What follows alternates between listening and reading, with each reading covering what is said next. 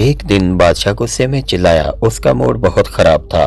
صبح کے وقت ایک معمولی مسئلہ نے اسے پریشان کر دیا تھا اور دربار میں آنے والے وزراء اور درباری بھی اسے مزید مشتعل کر رہے تھے۔ اچانک بادشاہ غصے سے بھرپور آواز میں چلایا، میرے حکم کی نافرمانی کرنے والا کوئی بھی شخص سخت سزا پائے گا۔ بادشاہ کے غصے کی گرج پورے محل میں گونجی۔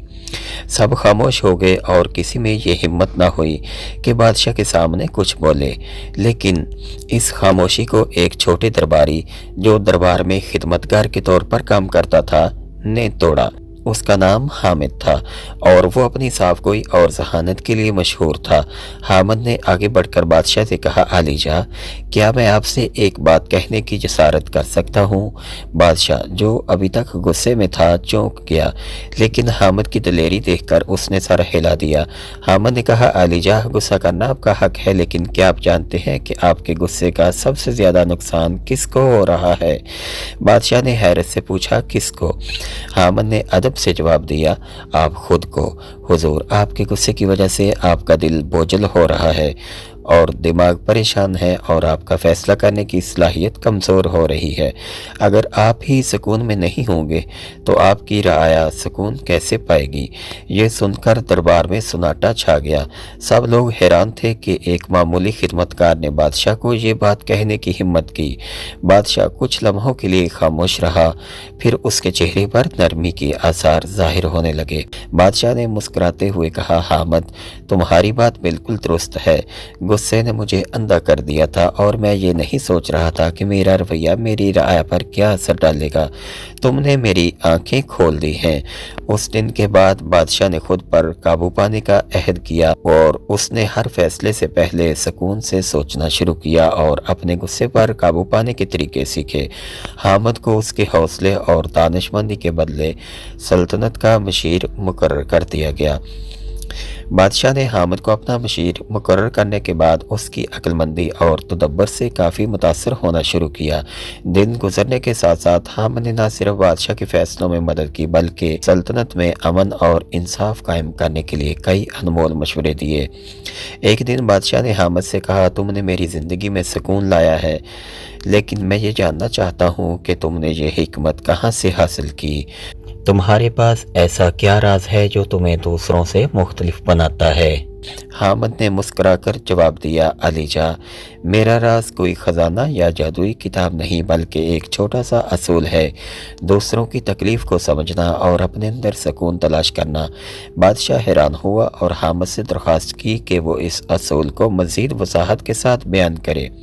حامد نے کہا، جب بھی میں کسی مسئلے کا سامنا کرتا ہوں، سب سے پہلے میں اپنی حالت کو سکون میں لانے کی کوشش کرتا ہوں۔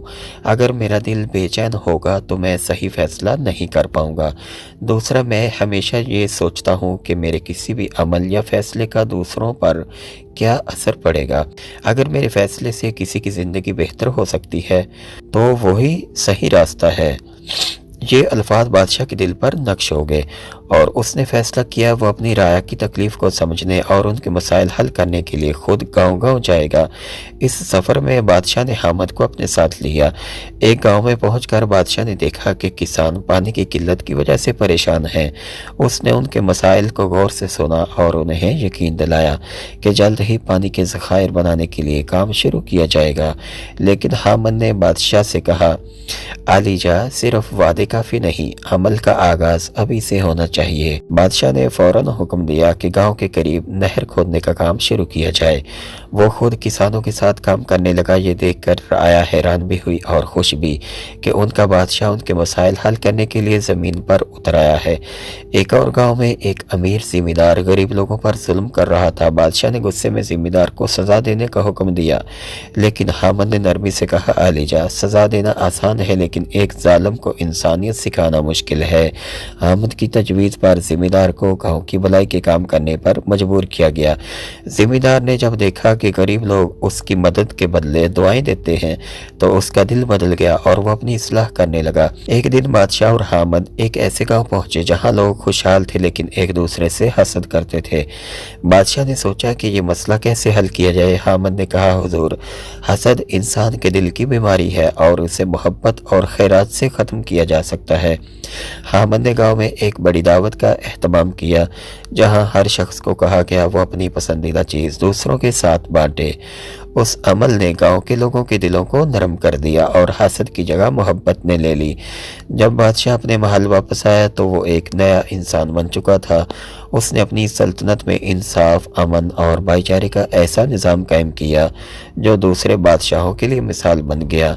हामिद को बादशाह ने अपनी ज़िंदगी का सबसे बड़ा मोहसिन करार दिया और हमेशा उसकी रहनुमाई पर अमल किया। नाज़रीन, ये कहानी हमें ये सिखाती है कि हिकमत, सब्र और दूसरों की फलाह के लिए काम करना एक शख्स को अजीम बनाता है। बादशाह और हामिद का सफ़र ये ज़ाहिर करता है कि अजीम तरीन हुक्मरान वो होता है जो ख़ुद को रआया के दिल में जगा दे। तो ये थी आज की स्टोरी। आपको पसंद आए तो इसे लाइक और शेयर ज़रूर कीजिए। अल्लाह हाफिज़।